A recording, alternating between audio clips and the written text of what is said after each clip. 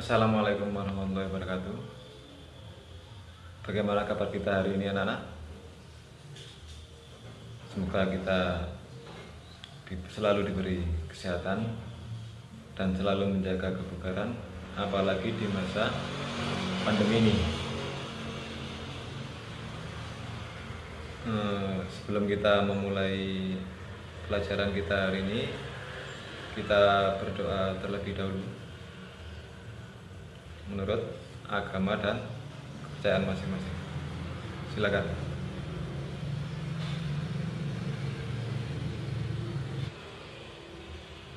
Silakan mengisi absensi di Google Form yang saya sediakan di Classroom. Materi hari ini adalah tentang teori masuknya Hindu-Buddha. Kemudian tujuan pembelajarannya itu melalui literasi dan diskusi, peserta didik diharapkan dapat mengidentifikasi masuknya Hindu-Buddha ke Nusantara. Teori masuknya Hindu-Buddha itu ada 5: teori Brahmana, teori Ksatria, teori Waisya, teori Sudra, dan teori arus balik.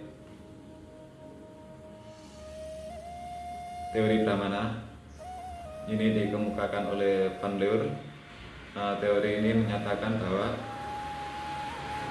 masuknya Hindu-Buddha itu dibawa oleh kaum Brahmana karena dianggap kaum Brahmana yang mempunyai hak atau kemampuan dalam membaca kitab suci Weda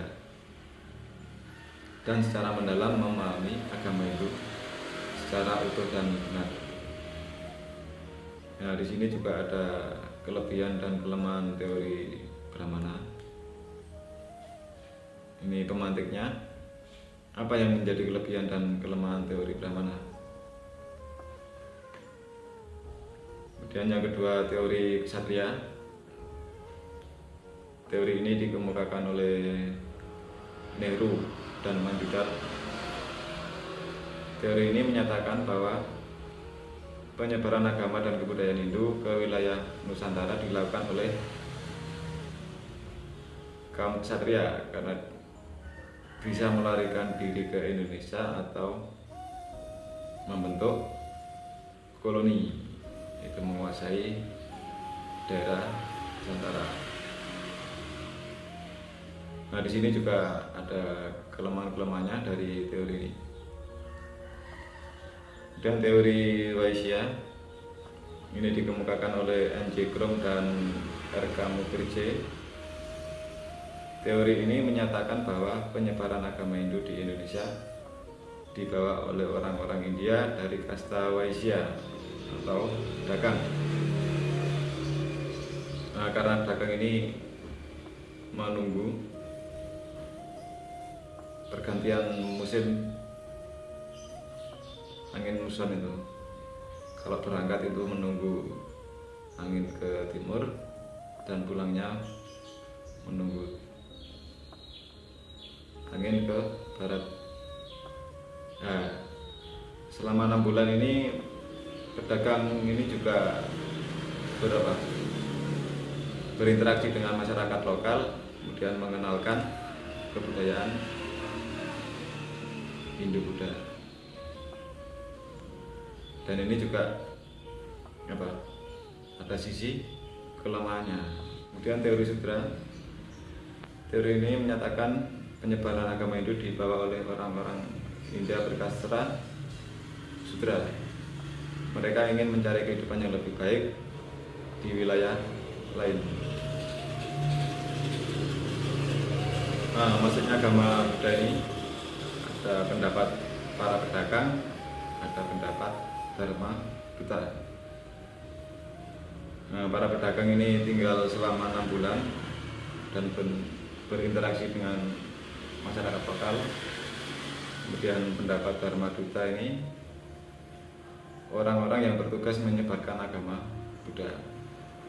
golongan ini memiliki keahlian khusus dalam bidang gambar.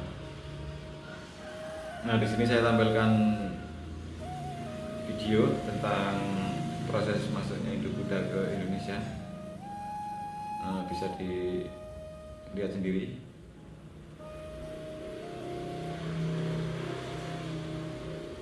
Ini ada 2. Kemudian bahan bacaan seperti sumber belajar yang bisa dilihat. Untuk tugas siswa itu bisa dicek di Classroom, ada LKPD dan tugas diskusi. Nanti di akhir pembelajaran, bagaimana anak-anak? Apakah sudah selesai diskusinya? Mungkin bisa mempresentasikan satu persatu. Silakan. Kelebihan dan kekurangan teori arus balik. Kelebihan teori arus balik yaitu adanya prasasti Nalanda yang menyebutkan bahwa Bala Putra Dewa Raja Sriwijaya telah meminta kepada Raja di India untuk membangun wihara di Nalanda sebagai tempat untuk menimba ilmu para tokoh dari Sriwijaya.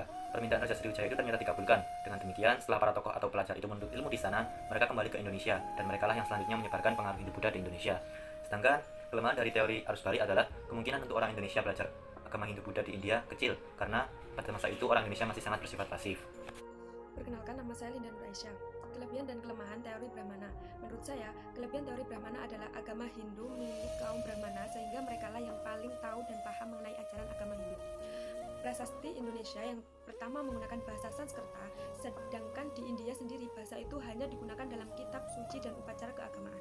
Karena raja-raja yang ada di Indonesia kedudukannya ingin diakui dan kuat seperti raja-raja di India, maka mereka dengan sengaja mendatangkan kaum Brahmana dari India untuk mengadakan upacara penobatan dan mensahkan kedudukan mereka di Indonesia sebagai raja.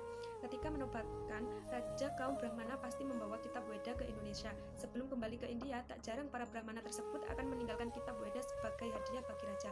Karena raja telah mengenal Brahmana, maka secara khusus raja juga meminta Brahmana untuk mengajar di lingkungan istananya. Dari hal ini, maka agama dan budaya India dapat berkembang di Indonesia. Kelemahan teori Brahmana. Menurut ajaran Hindu kuno, seorang Brahmana dilarang untuk menyeberangi laut apalagi meninggalkan tanah airnya. Jika ia melakukan hal tersebut, maka ia akan kehilangan hak akan kastanya, sehingga mendatangkan para Brahmana ke Indonesia bukan merupakan hal yang wajar. Mempelajari bahasa Sanskerta merupakan hal yang sangat sulit, jadi tidak mungkin dilakukan oleh raja-raja di Indonesia yang telah mendapatkan kitab. Untuk mengetahui isinya, bahkan menyebarkan pada yang lain, sehingga pasti memerlukan bimbingan kaum Brahmana. Alhamdulillahirrahmanirrahim. Pelajaran kita hari ini telah selesai. Semoga kita dapat merefleksikan dan menyimpulkan apa yang kita dapat hari ini. Silakan, siapa yang mau merefleksikan? Warahmatullahi wabarakatuh. Perkenalkan, nama saya Helen Kusuma Wardani. Saya akan menerangkan tentang refleksi dari pembelajaran hari ini dengan topik teori masuknya Hindu Buddha ke Indonesia adalah kami bisa belajar tentang bagaimana masuknya Hindu Buddha ke Indonesia. Menurut saya yang paling tepat adalah teori Brahmana, karena kaum Brahmana yang telah menguasai secara mendalam tentang agama maupun kepercayaan, dan itu tidak dimiliki oleh golongan lain seperti Ksatria, Waisya maupun Sudra. Terima kasih. Wassalamualaikum warahmatullahi wabarakatuh. Alhamdulillahirrahmanirrahim. Puji syukur kepada Tuhan Yang Maha Esa, kita telah menyelesaikan pembelajaran kita hari ini.